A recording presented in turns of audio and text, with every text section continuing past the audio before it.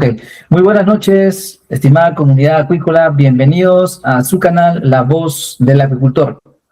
Yo soy Luis Muchaypiña Tasaico y le doy la bienvenida a este canal. Este espacio está dedicado a la acuicultura, donde conversaremos con especialistas, con productores, también conversaremos con investigadores, emprendedores, consultores que están transformando la forma de cultivar y aprovechar los recursos acuáticos en todas las regiones de nuestro maravilloso Perú. Y el día de hoy nos acompaña la ingeniera pesquera especialista, la ingeniera Mercedes Luisa Morote Vallejos. La ingeniera es colegiada y está también habilitada con más de 24 años de experiencia profesional en los sectores acuicultura y también pesca, así como también innovación y gestión ambiental. Cuenta con una maestría en innovación y emprendimiento por la Universidad de Barcelona, además de especializaciones en gestión de proyectos, auditorías ambientales, calidad y prevención de desastres. Ha desarrollado una amplia trayectoria en formulación, gestión e implementación de proyectos productivos de innovación y desarrollo tecnológico en pesca y acuicultura, trabajando con entidades públicas, empresas privadas y organismos internacionales. Tiene experiencia en implementación de estándares internacionales e instrumentos de gestión ambiental, estudios de impacto ambiental y planes de desarrollo productivo. Actualmente se desarrolla como gerente general de la empresa Bichama Group SAC y Bichama Consultores SAC, desde donde lidera proyectos de consultoría vinculados al fortalecimiento de cadenas productivas, desarrollo de la acuicultura sostenible, innovación y competitividad empresarial, incluyendo iniciativas desarrolladas con el Banco Interamericano de Desarrollo, ¿no? Y diversas instituciones del sector público y privado. Además, ha participado como ponente, capacitadora y consultora especialista, contribuyendo al fortalecimiento del sector pesquero y acuícola a través de proyectos de innovación, desarrollo territorial y transferencia de conocimientos. Muy buenas noches, ingeniera Luisa, ¿cómo está? Muy buenas noches, Luis, gracias por invitarme. Listo, ingeniera, darle las gracias por permitirnos entrar a su espacio y contarnos un poco de su trayectoria y qué es lo que hace en su día a día. Perfecto, comencemos entonces con este primer bloque. El tema de hoy día va a ser innovación, sostenibilidad y desarrollo de la acuicultura. Vamos a comenzar este primer bloque hablando sobre su experiencia y la trayectoria profesional que ha venido ejerciendo en estos últimos años. Ingeniera, cuéntanos un poco cómo usted se acercó a la acuicultura, qué es lo que le motivó a entrar a esta bonita actividad que estamos desarrollando aquí en nuestro Perú. Bueno, yo creo que a veces la vida decide por uno, ¿no? ¿Qué es lo que, a qué se va a dedicar? ¿No? Entonces yo saliendo de la universidad en realidad tenía la expectativa de convertirme en una tripulante de pesca, en una ¿cómo se dice? Las que manejarían en las embarcaciones, ¿no? Y, pero bueno, tuve unas prácticas muy decepcionantes en el mar. Vi muchísima corrupción, muchísima irrespeto de los recursos naturales. La pesca de arrastre para mí fue realmente pude ver desde cerca cómo se respetaba toda la normativa, ¿no? Entonces yo dije, este sector no es para mí, porque si yo estoy aquí, dije, o voy a tener que hacerme de la vista gorda o me van a dar una empujadita al mar. Así que así es como decido mirar, ¿no? Y cambiar un poco mis expectativas y viro hacia la acuicultura. Pero no fue un proceso gratuito. Mi primer trabajo en realidad no fue en el sector acuicultura fue en la Municipalidad Metropolitana de Lima, donde me desempeñé como especialista ambiental o como asesora ambiental de la Gerencia de Planificación, y en donde realmente me formé profesionalmente. Y es lo que fue un hito para mi carrera, porque aprendí de proyectos, aprendí a planificar, me fortalecí en una visión de la gestión ambiental integral, y es así que luego aparece pues el programa Sierra Exportadora, y con esta experiencia me postulo y tuve la suerte de poder ser elegida y entrar al mundo de la acuicultura, ¿no? En Sierra Exportadora. Correcto. Correcto, ingeniera. Interesante lo que nos comparte en esta primera pregunta, y siempre es importante conocer, ¿no?, qué es lo que le motiva o cómo fue este recorrido que ha tenido, ¿no? Como para que el público sepa más o menos con quién profesional estamos tratando. Excelente, ingeniera. Usted tiene Pero ya quiero sí. un acápite, perdóname. Justamente ahora, ¿cómo paso de la municipalidad a Sierra? Oye, ¿qué había antes de ello? Mis prácticas profesionales las hice en Piscifactoría Los Andes. Entonces, en Huancayo, ¿no? En Concepción. Y ahí estuve varios meses, y cuando ya me iban a contratar, yo dije, no. Esto no es para mí. Eso de hacer todos los días lo mismo no es para mí. Entonces, no acepté. Y luego, una vez que salí de la municipalidad, gracias a Dios, un profesor de la universidad, el profesor Aníbal Verástegui, me dio la oportunidad de participar en una consultoría en donde tenía que evaluar toda la calidad del agua Titicaca a lo largo de todo el litoral, desde Yunguyo hasta Puno, ¿no? Y cada, no sé, 10 kilómetros, y sacar análisis. Entonces ahí pude conocer la realidad de lo que en ese momento era la truchicultura, que recién se estaba iniciando, y justo la consultoría era para definir cuáles eran las áreas que se iban a habilitar para el desarrollo de la acuicultura. Y con ese conocimiento es que me postulo a Sierra Exportadora, y con ese conocimiento que había adquirido en la práctica es que, y con lo que ya tenía de la municipalidad, es que pude entrar a Sierra Exportadora, ¿no? Claro. Interesante, ingeniera, interesante que nos comparta esta trayectoria. Excelente. Ahora, ha trabajado tanto en el sector público como también en el sector privado, ¿no? Y también, pues, en consultorías. ¿Qué aprendizajes les han dejado estas diferentes experiencias? Interesante pregunta, me gusta. Mira, el sector público es un sector que me encanta de sobremanera, porque realmente puedes ejercer tu función hacia el bien colectivo, ¿correcto? Puedes, en una institución, y recalco Sierra Exportadora porque para mí fue un lugar en donde realmente me sentí plena. ¿Y por qué me sentí plena? Porque podía realizar acciones de relevancia, porque entonces ese programa era un programa que pertenecía a la PCM, a la Presidencia del Consejo de Ministros, y tenía los recursos y el aval político para ejecutar acciones. Entonces, y además tenía la libertad desde la Presidencia Ejecutiva de tomar decisiones técnicas óptimas, no basadas en ninguna presión política. Eso es muy importante. Entonces, cuando un programa tiene esas características, o una entidad pública tiene esas características, realmente se pueden hacer cosas relevantes. Y una de las cosas más relevantes, muchas cosas relevantes creo que se hicieron durante ese periodo, pero una de las cosas más relevantes y que no se ha vuelto a repetir es que fuimos promotores de lo que hoy día es la empresa más grande de producción de truchas del Perú, ¿no? Peruvia, PATSAC, ¿no?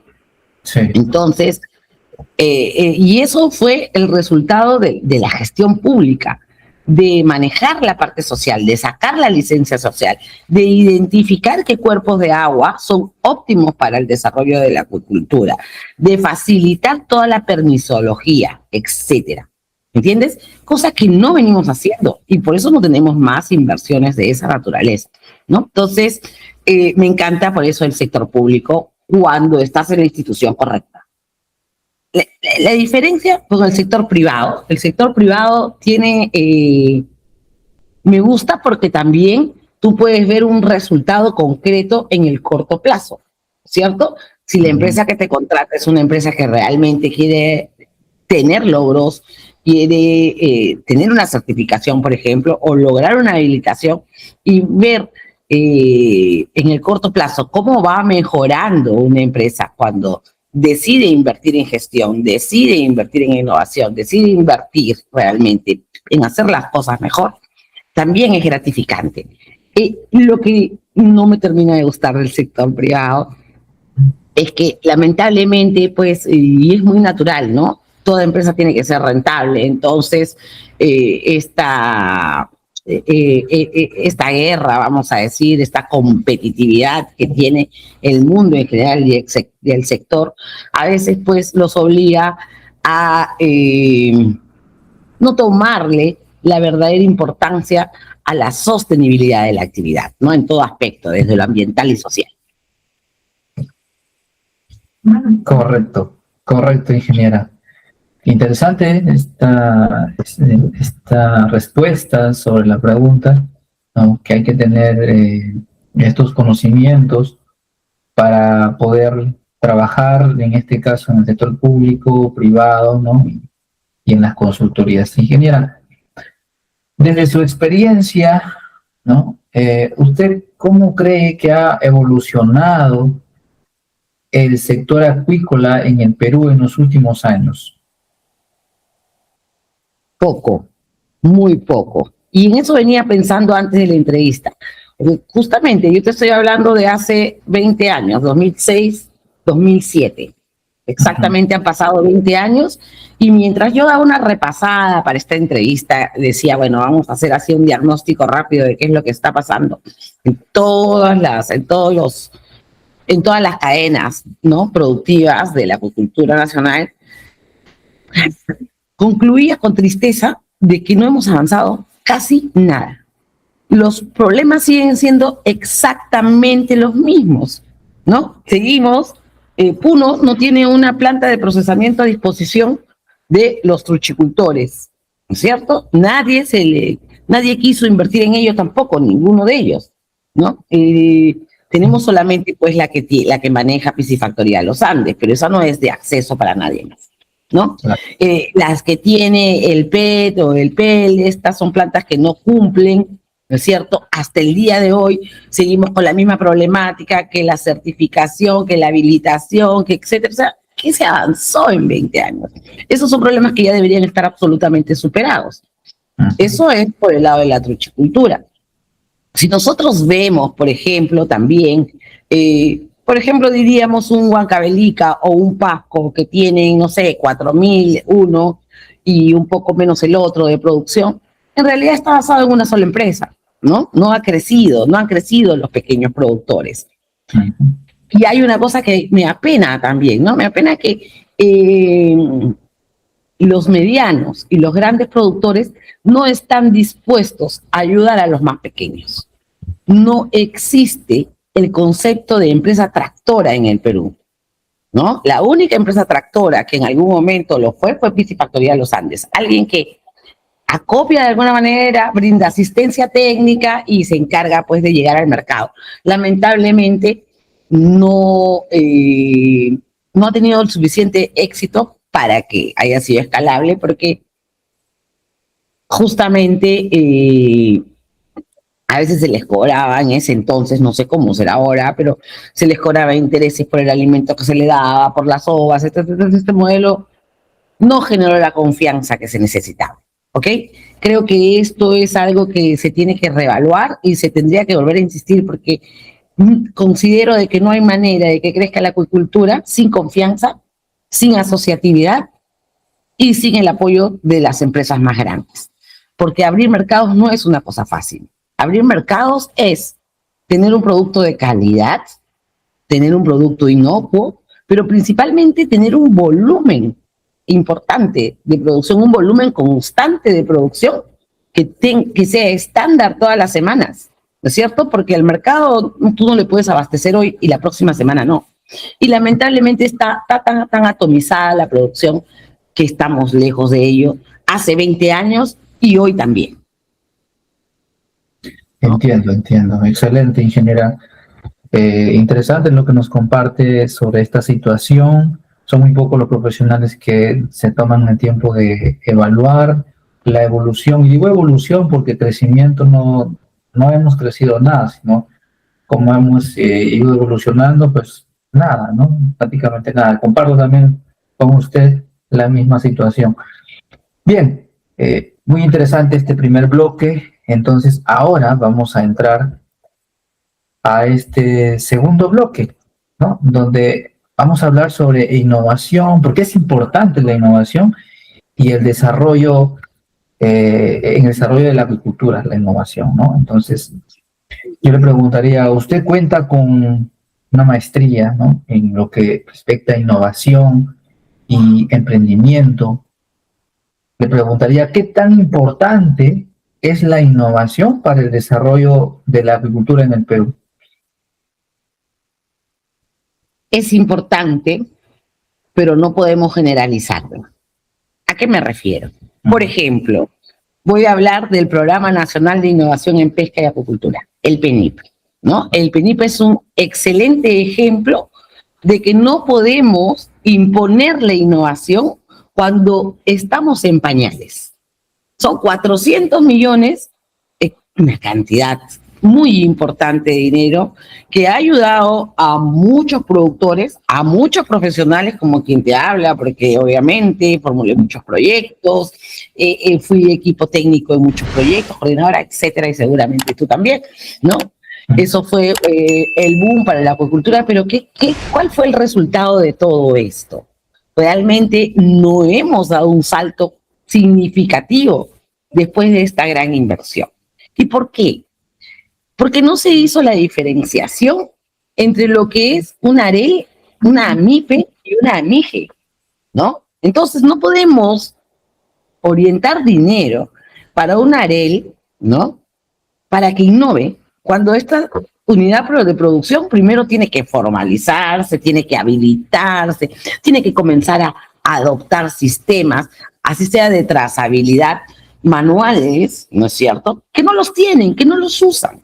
Y ni siquiera puedo decir de que las AMIPES cumplen esa condición, porque lamentablemente, así como se ha estructurado la categorización en nuestra norma, ahora se han hecho algunos cambios, ya es a partir de las 10 toneladas hacia adelante, pero igual sigue siendo, para mí, no está tan bien, ¿ok? Por decirlo de alguna forma. ¿Por qué? Porque no podemos decir que un productor, pues, de 200 toneladas se pueda comparar con uno de 3.000 toneladas, ¿correcto?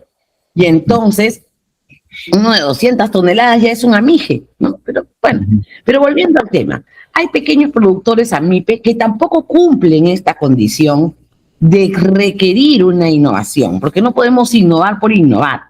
Innovamos si requerimos, porque la innovación, primero, tiene un costo de investigación, un costo de implementación y un costo de mantenimiento, ¿es cierto? Que a veces no se compensa con el volumen de producción que tiene el productor, con el precio del mercado, es decir, con la rentabilidad de la unidad de negocios. Innovar muchas veces está ligado, y por lo general, a la tecnificación, a la digitalización, por tanto, al consumo mayor de energía y a una energía generalmente física, ¿no?, que no hay en muchas partes del país. Entonces he visto elefantes blancos, hermosos elefantes blancos, que no están operando, ¿no? Entonces una serie de acuicultura, de sistemas RAS y una maravilla que la verdad da muchísima pena ver que se quedaron allí y que ahora están ahí acumuladas todas esas maquinarias, ¿no? Sí. Entonces, y otra cosa muy importante, la innovación solo se convierte en innovación cuando es adoptada, ¿entiendes? No importa lo que nosotros creemos, yo puedo crear una taza voladora, pero si nadie necesita una taza voladora, no es innovación. Si nadie consume la taza innovadora, no es innovación. Y entonces hemos creado muchos prototipos que no han tenido escalabilidad ni han sido adoptados por el sector, por lo tanto hemos innovado en algo, pero no lo suficiente, creo yo. Ujú. Correcto, interesante, ingeniera, esta parte que nos ha comentado, y es cierto, la innovación pues tiene que dar frutos a largo plazo, ¿no? No solo que se queden, y hay muchos proyectos que se han hecho y solo se han quedado allí en proyectos, ¿no? Entonces, interesante. Ingeniera, ha trabajado en proyectos de innovación tecnológica en el sector acuícola. ¿Podría contarnos algún caso que considere relevante? Sí, te voy a contar un caso, por ejemplo, con la empresa Aqua Perú, ¿no? Justamente diseñamos todo un sistema con la empresa Chalwa también, mi amigo Henry, de unos sistemas de cosecha, ¿no? Un sistema de cosechas automatizado, porque la granja es súper grande, los estanques, ellos son productores de tilapia, ¿no? Los estanques súper grandes, la cosecha era todo, pues, es toda una logística que se pudo mejorar importantemente, ¿no? Con este sistema, ¿no es cierto?, de cosecha automática y con contadores para poder hacerle la biometría, la selección, etcétera. Entonces, esto fue un caso exitoso. Y con la misma empresa tuvimos un caso de fracaso. Y eso es el resultado de la investigación y la innovación. No siempre sale como uno lo plantea, ¿no? Entonces, ¿qué se quiso hacer ahí? Una evisceradora automática. Pero casi se logra, pero no se logró realmente, ¿no? Entonces, ahí está justamente la importancia que sí es importante el programa PENIPA, ojalá que salga, pero completamente reestructurado, porque es muy difícil. ¿Tú sabes cuánta plata significó y tiempo tratar de hacer ese viscerador, ¿no es cierto? Y que fracasó. Entonces, hay inversión que el sector privado o no puede o no está dispuesto a invertir, ¿no es cierto? Entonces, creo que sí es muy importante este tema de los fondos de financiamiento para la promoción de la investigación y de la innovación, ¿no? La creación de prototipos y las pruebas y validaciones que correspondan, ¿no? Y justamente por eso, Luis, aprovecho esta pregunta, me he venido especializando en los últimos 2 años en cooperación técnica, ¿no? Internacional, y he venido investigando profundamente los fondos de financiamiento, ¿no? Que existen como una alternativa para promover este proceso innovador, a los cuales nosotros no estamos accediendo como sector. Interesante. Interesante, ingeniera. Y justamente quería hacerle esa pregunta en base a los fondos de innovación, los programas, ¿no? Como el PENIPA, por ejemplo. ¿Qué rol juegan estos fondos de innovación y los programas como el PENIPA o el ProInnovate en el fortalecimiento del sector? ¿Cuál sería el rol de estos fondos? ¿Cuál debería ser el rol de estas instituciones? Primero, creo que justamente, ¿no? El rol es acompañar al sector privado a aminorar su presión económica en algo que es muy importante: la investigación, la innovación y el desarrollo.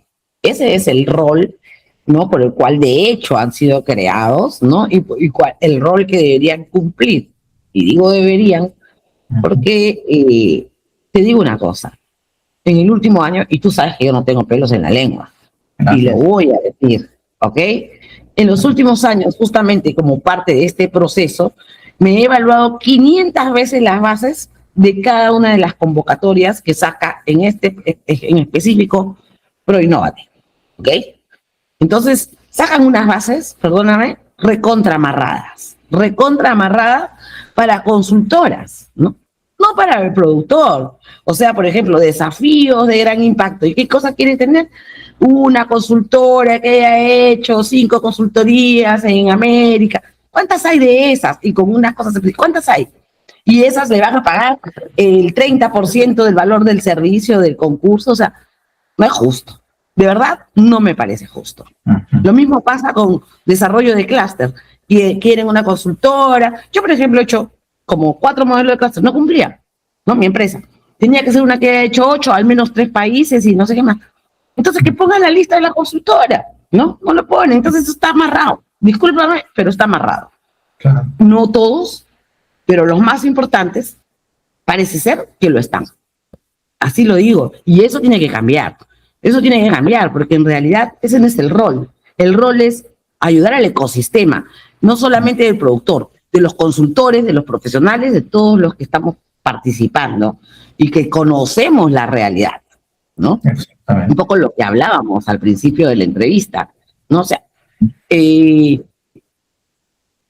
¿por qué necesariamente tienen que poner de que esta empresa haya hecho servicios en el extranjero para diseñar un modelo de clúster, perdón? No. En fin, es lo que creo. Entonces creo que es una buena iniciativa, pero hay que supervisar los móviles detrás de ciertos términos de referencia, de ciertas bases. Excelente, ingeniera. Esto nos llama a la reflexión, ¿no? A entender y mejorar estas bases en cuanto a estas instituciones que ofrecen estos programas de innovación. Y seguramente no van a haber muchas personas para que puedan tomar cartas en el asunto, ¿no? Ingeniera, ¿qué oportunidades existen actualmente para emprender en el sector acuícola aquí en el Perú o no existen? Yo creo que sí existen. Existen muchas oportunidades, demasiadas, que no vemos, a las que no vamos, a las que el productor le tiene miedo o incluso repulsión, ¿no? ¿A qué me refiero? Por ejemplo, mira, en 2023-2024, junto con Produce y el BID, hicimos unas consultorías para diseñar modelos de clusters en la Amazonía peruana. Fue un trabajo participativo, un bonito trabajo. Creo que salieron productos interesantes que pueden ser tomados como esta semilla, ¿no es cierto? Empezamos por algo y que evidentemente, justamente por eso es que me leí tanto estos términos de referencia de la constitución de clúster a las cuales nadie pudo acceder porque no existía esa consultora que pedía. Entonces, pero a lo que voy es, igual habían otros problemas, ¿no? Otro problema era los productores. Yo estuve tratando de incentivarlos, tratando de articularlos con Aqua, por ejemplo, a los de San Martín, viendo mil formas, ¿no? Pero decían una cosa muy importante, que es un problema estructural mayor para mí, que es, nadie se quiere asociar con nadie, nadie confía en nadie. Entonces, no sé quién, perdóname, le dijo al Estado que la acuicultura es una actividad de pobres. La acuicultura no es una actividad de pobres. La acuicultura es una actividad que se requiere mucho dinero para que sea competitiva. ¿Correcto? Entonces, un centro competitivo, ¿qué significa? Yo tengo que tener por lo menos, no sé, 3 toneladas semanales para vender 1 tonelada de un producto procesado, ¿no? Ya estamos hablando de 12, 120, 200 toneladas. Eso es para vender eviscerado. Si yo quiero vender filete, ya estamos hablando de 500 toneladas. Aún llegar a un punto de equilibrio donde tenga un precio competitivo frente a la competencia, no solo del mercado nacional, sino principalmente, si queremos crecer, del mercado internacional. Te lo pongo así. Aqua Perú, más o menos, en la tilapia debe tener un costo, yo estoy estimando, por conversaciones que he tenido, de unos 5, 6 soles el kilo. Los productores de San Martín tienen 8, 9 soles el kilo, 10, 11. ¿Entiendes? Entonces, es imposible esa articulación, ¿no? Porque que no te vas a comprar tú no le vas a comprar a los pequeños productores más caro de lo que a ti te sale, ¿correcto? No es cierto, no tiene mucho sentido. Y el productor no le va a vender al exportador más barato de su costo de producción. Entonces, este es un cuello de botella del cual nunca se sale. Entonces, creo que la primera oportunidad que tiene y que no depende de nadie, no depende del Estado, depende de cada productor y depende de la voluntad y la capacidad, ¿no? Y la decisión de apostar por la asociatividad, de apostar por la formalidad. Y la formalidad, a la cual también le corren los productores, es una gran oportunidad. Y ahí vengo de nuevo a los fondos concursables. Porque una empresa que no es formal no puede acceder a financiamiento de fondos, ni siquiera de los fondos nacionales, mucho menos de los internacionales, y que los hay. Aquí nadie habla de fondos de internacionales para el desarrollo de la cultura, nadie habla de eso.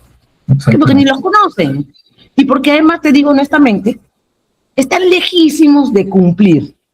Porque para acceder a un fondo internacional tienes que estar habilitado, cumplir con toda la normativa, tener un plan de gestión ambiental, un plan de gestión social, a lo que se le llama salvaguardas ambientales y sociales y financieras, para demostrarle al fondo que ese dinero va a ser bien usado, ¿no? Para demostrarle que el dinero que te están dando no está en riesgo, porque todas las instituciones tienen metas y ellos quieren lograr indicadores reales. Y nosotros tampoco tenemos sistemas de monitoreo para mostrar esos indicadores reales. Pero todo eso que nos falta, yo lo considero una oportunidad. ¿Entiendes? Entonces, el hecho de pensar y de ponerse en conciencia cada productor de que eso que les parece carga es realmente la única forma y hacia dónde deben llegar para poder crecer y dar los saltos correspondientes, para mí son oportunidades, porque ya las vimos, ya sabemos a dónde tenemos que ir. No sería oportunidad si no supiera, pero ya sabes la ruta. Entonces, esa es la gran oportunidad. Tienes la ruta, ¿correcto? Entonces, y bueno, en el caso, por ejemplo, para ponerte un ejemplo también es una cuestión de cambio de visión. Me gusta la Amazonía últimamente porque ya yo un poco pienso que la truchicultura, las conchas de abanico, que también es un problema aparte, que me gustaría comentarlo después. Pero, por ejemplo, en la Amazonía yo veo muchísimo potencial. Si bien es cierto, tenemos un paiche, por ejemplo, que cada vez se produce menos, ¿no? Yo veo un gran potencial en la tilapia y un gran potencial en el paiche. Incluso en la combinación de ambos, ¿no? La tilapia es la segunda especie más consumida e importada a nivel mundial. Hay regiones que ya tienen su plan maestro para el desarrollo de esta acuicultura, pero se oponen. ¿Por qué? Yo soy una protectora del ambiente, perfecto, soy una protectora del ambiente, de la conservación y la biodiversidad, es cierto. Sin embargo, y si bien la tilapia es una especie exótica como la trucha no es nativa, ¿no es cierto? Creo que sí se puede desarrollar responsablemente. Ahí sí se asegura de que este cultivo se haga en sistemas absolutamente cerrados, ¿no? Que no salga hacia ningún cuerpo de agua natural. Segundo, bueno, si se ponen las trampas, dobles trampas, etcétera. Y tercero, creo que lo que podría ser muy viable es que hayan estas pozas, después de las pozas de la tilapia, las pozas de paiche, que serían el depredador natural y nativo ante potenciales fugas. ¿Correcto? Y aquí hay un tema. ¿Por qué no crece el cultivo de paiche siendo una especie que tiene altísimo potencial de consumo en el mundo? Porque es costoso, el tiempo de producción es largo, el alimento balanceado es costoso también, tiene un alto nivel de proteína. Pero, ¿sabes? Y como lo hacen pequeños productores, como te decía, ¿no? Entonces, pues es insostenible. Pero si nosotros, el Estado y los gobiernos regionales, etcétera, comienzan a volver a mirar el ejemplo de la trucha, el ejemplo de Paxatos, es decir, oye, yo promuevo las grandes inversiones porque las grandes inversiones dinamizan a los medianos, ¿me entiendes? En una acuicultura que yo considero que la del paiche es muy interesante, pero no como carne, no como el objeto de la carne, sino como el objeto del bionegocio. el aprovechamiento de la piel, el aprovechamiento de su colágeno y de todo para la nutracéutica y la farmacéutica, ¿no? El aprovechamiento del nivel proteico de todas las vísceras para producir concentrados proteicos que puedan servir para otras especies, etcétera. Ahí está el verdadero negocio. Si nosotros realmente enfocamos esa acuicultura, la nutracéutica cada vez es mucho más rentable que la carne, ¿correcto? Entonces, la carne quedaría realmente para la seguridad alimentaria, ¿no? Entonces, ahí viene el tema de cómo involucrar a las comunidades nativas, cómo articularlas, porque ellas no podemos pensar que ellas van a ser las exportadoras. La verdad es que ¿no? Sino ellas pueden ser proveedoras, pueden ser participar en la cadena, ¿no?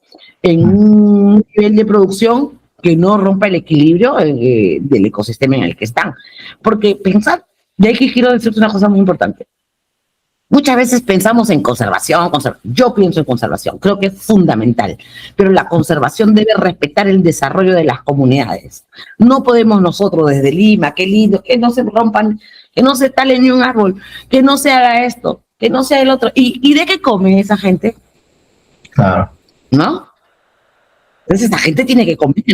Estas personas tienen que también tener una vida digna. También tienen derecho a tener una casa mejor, a tener electricidad, a tener agua corriente, etcétera, etcétera. Entonces, hay que encontrar ese equilibrio, ¿no? Ese equilibrio entre el desarrollo económico sostenible. Y todo eso para mí es oportunidad, porque hay mucho por hacer. Correcto. Comparto el mensaje está claro, entonces hay mucho por trabajar. Excelente, ingeniera, interesante este segundo bloque y ahora vamos a entrar al tercer bloque, donde vamos a hablar sobre sostenibilidad y vamos a hablar también sobre certificaciones internacionales, ¿no? Que por cierto hay muchas, hay pocas empresas, por decirlo nada, acá en el Perú que están certificadas y bueno, que muchos productores no conocen de estas certificaciones. Entonces, usted ha trabajado en lo que es la implementación de estándares internacionales, ¿no? Como la ASC, la MSC, SMETA y el BRC. Yo le preguntaría, ¿por qué son importantes estas certificaciones para las empresas acuícolas? Mira, son importantes por dos aspectos se me ocurren ahorita. Tal vez haya más en el camino, ya me vayan saliendo, pero tengo dos en este momento. Uno es que las certificaciones son la respuesta de cumplir con estándares, ¿no es cierto? ¿Qué son los estándares? Estas guías que nos dicen cómo podemos hacer que una acuicultura sea sostenible ambientalmente, sostenible socialmente, que sea trazable desde la semilla hasta el consumidor final, que sea inocua, etcétera. Entonces, nos dan pautas de alto nivel, desde mi perspectiva, por encima de las normas técnicas, ¿correcto? Entonces, si simplemente como productor me decido a acercarme lo más posible a lo que establecen estos estándares, no solamente mejoras tu cara, tu imagen, ¿no? Sino también vas a comenzar a ver mejores resultados productivos. Te lo digo porque lo he vivido. Yo me encargo de acompañar a las empresas en su proceso de implementación del estándar. Yo no soy certificadora, yo soy implementadora, ¿correcto? Entonces yo los asesoro y los defiendo ante el auditor. Entonces, en ese proceso, y gracias a Dios he tenido la oportunidad de acompañar por años este proceso de mantenimiento, ¿no?, de estos estándares, realmente he visto desde primera mano cómo las empresas han mejorado su productividad, cómo han mejorado su rentabilidad, porque no es que están hechos por antojo, estos estándares son por eso estándares internacionales, probados y comprobados por empresas competitivas. Entonces, que al haberlos implementado realmente demuestran que se han demostrado a sí mismas y por eso lo sacan, ¿no? De que realmente una empresa al implementarlo va a tener una mejor gestión. Eso es por un lado. Ahora, el otro aspecto es que es el mercado, ¿no? El mercado cada vez es más exigente, ¿no? Entonces, claro, si yo voy a vender en el mercado local, regional, en mi comunidad, en mi pueblo, yo qué sé, no vas a certificar, ni te recomiendo que certifiques porque y certificar cuesta. La innovación cuesta, la certificación cuesta, mantener una certificación cuesta, ¿no? Te da un costo adicional que de hecho tienes que diluirlo pues, dentro de tus costos operativos y tienes que, le va a incrementar el valor al precio unitario a tu producto, ¿no? Pero ya antes antes te daba un plus, ¿ya? Antes te abría ciertos mercados y hacía que te paguen, no sé, 50 céntimos más, $1 más, etcétera. Hoy cada vez ya no te paga más, sino es lo que te abre o te cierra un determinado mercado. ¿Entiendes?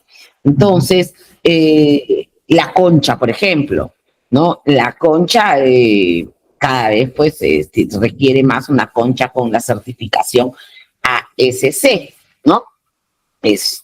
Nosotros hace 6 años ninguna unidad productiva tenía ASC, hoy día muchas lo tienen y son las que se mantienen en el mercado. A veces ni siquiera te compran por la certificación, te compran porque eso te da caché, como se dice, te da imagen, ¿no? O sea, si yo tengo ASC, tú me estás demostrando de que eres responsable socialmente, ambientalmente, etcétera, con tus trabajadores, que hay bioseguridad y una serie de cosas, ¿no? Entonces, ya eso es como tu carta de presentación, ¿no? Entonces, pero no hay que certificar por certificar tampoco, eso es muy importante. No podemos venderle al productor, ay, certifícate, no. Acércate a un estándar, anda implementándolo y cuando veas la oportunidad de mercado en donde una determinada certificación te va a permitir posicionarte o entrar o tocar la puerta al menos, entonces ya estás preparado, no estás tan distante, ¿no? Vas a poder reaccionar rápido y vas a poder certificarte pronto, ¿ok? Entonces, para concluir el tema de las certificaciones es muy importante, ¿no? Te da una imagen de responsabilidad absoluta, de inocuidad y de calidad. ¿Debo certificarme siempre? No, pero utiliza los estándares como referente de lo que debe ser tu gestión.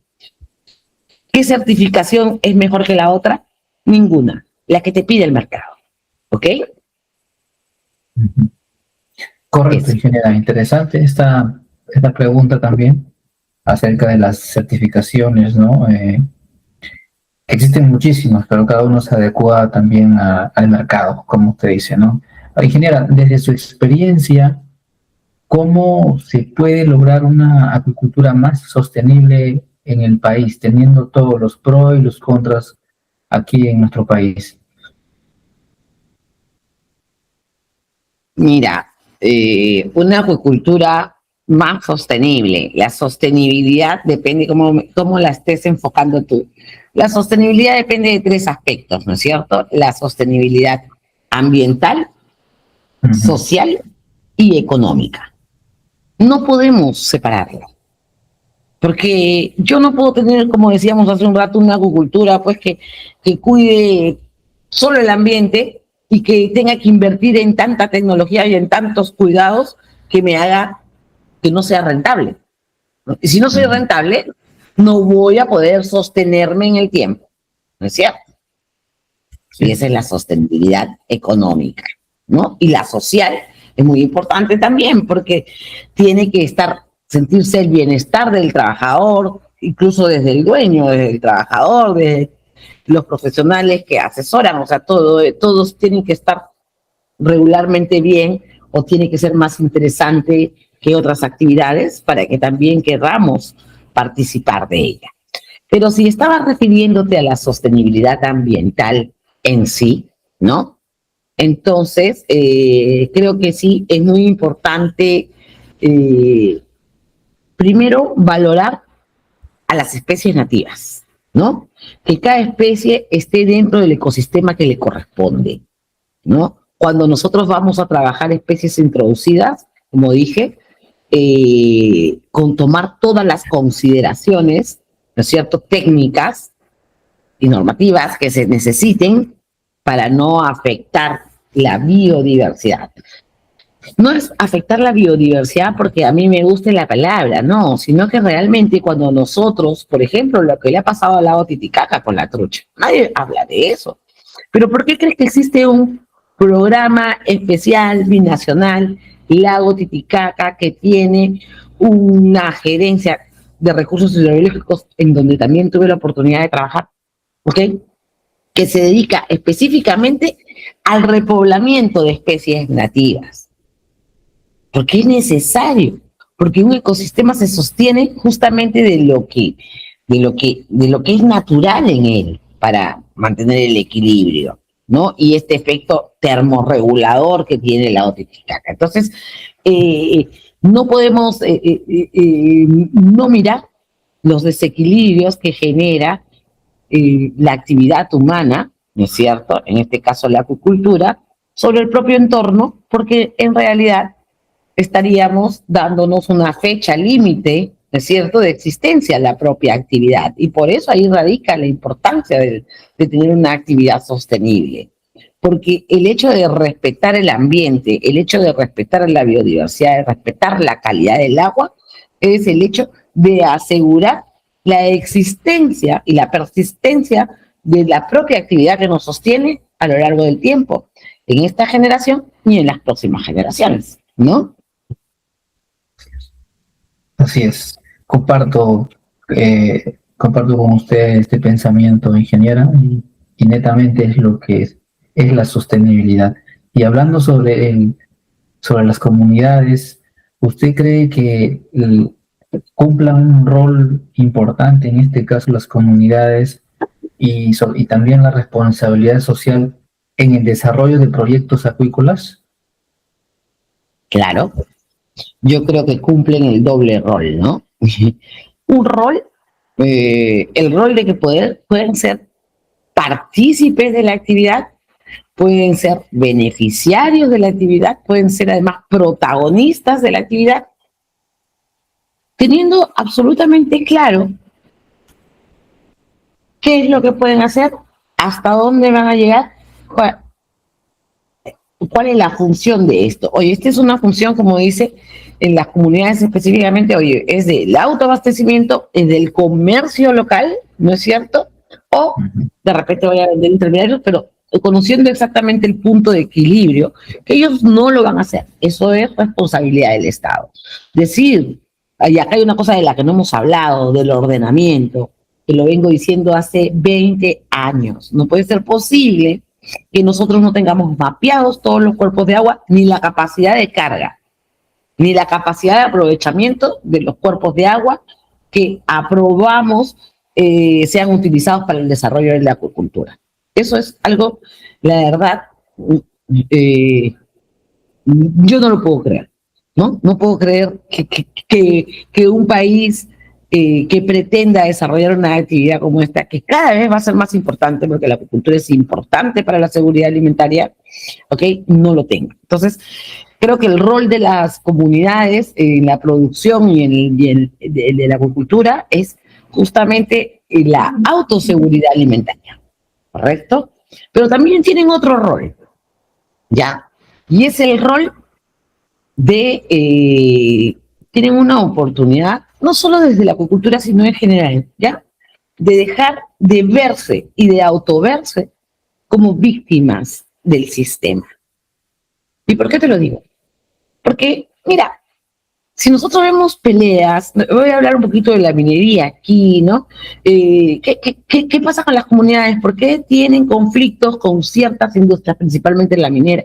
Porque cuando tú tienes una concesión minera, tú tienes el derecho sobre los recursos que están en el subsuelo, ¿no? Pero la comunidad es el dueño de la tierra, que sea de la superficie.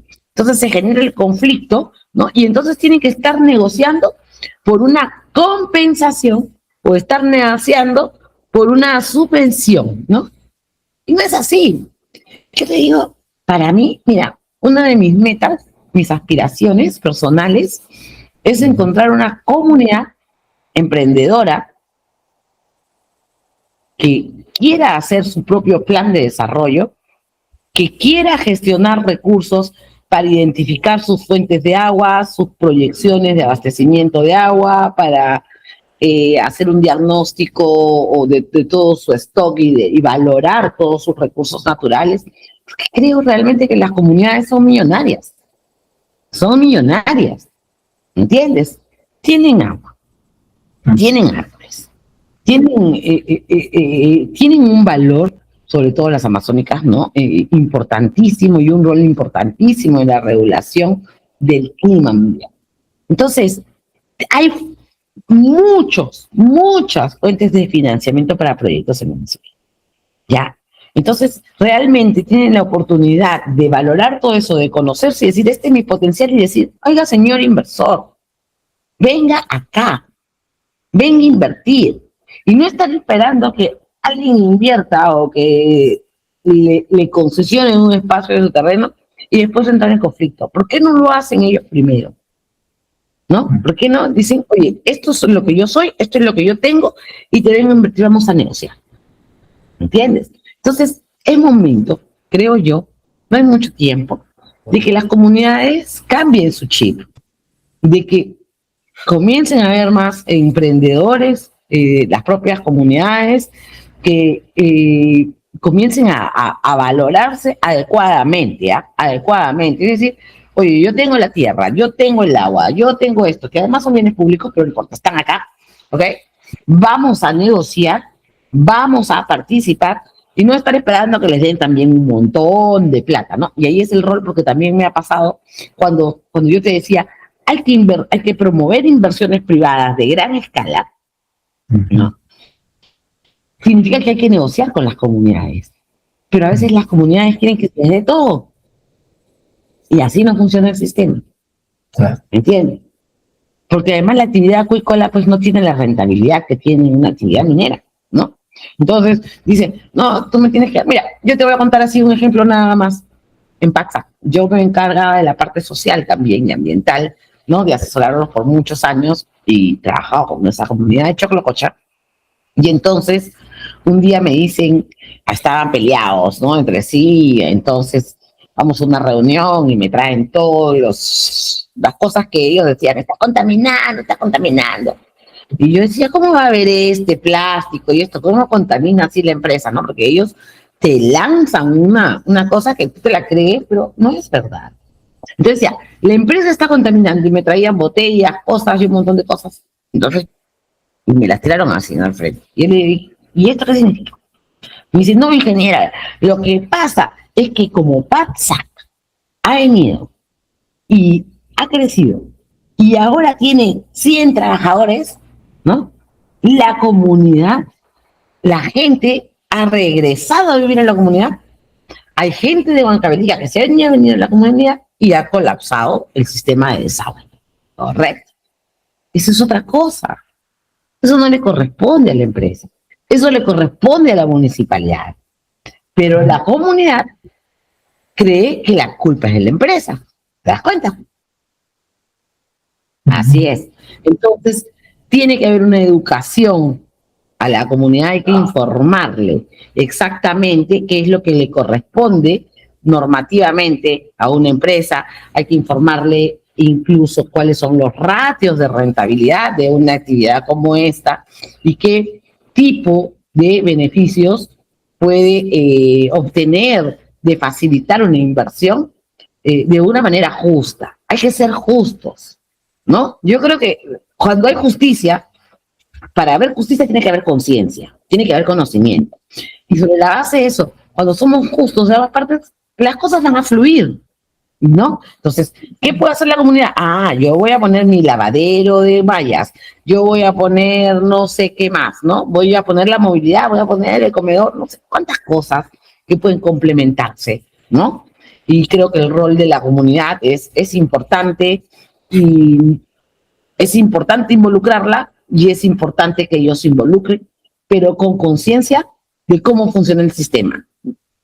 Ya pasaron muchísimos años desde que tuvieron, yo sé que muchas malas experiencias, pero hay que olvidar y hay que volver a construir. Correcto, ingeniera. Comparto esa experiencia que me ha comentado, porque también, así como Paxac, también, bueno, su hermana gemela que es Maxac, ¿no? Que está en Cerro de Pasco también. Entonces, hay que destacar que estas empresas contribuyen con la sociedad, con la comunidad, pero a veces la falta de educación, ¿no? Es la limitante para que esto progrese, para que esto se desarrolle, no solamente en estos departamentos, sino también pues en Puno, ¿no?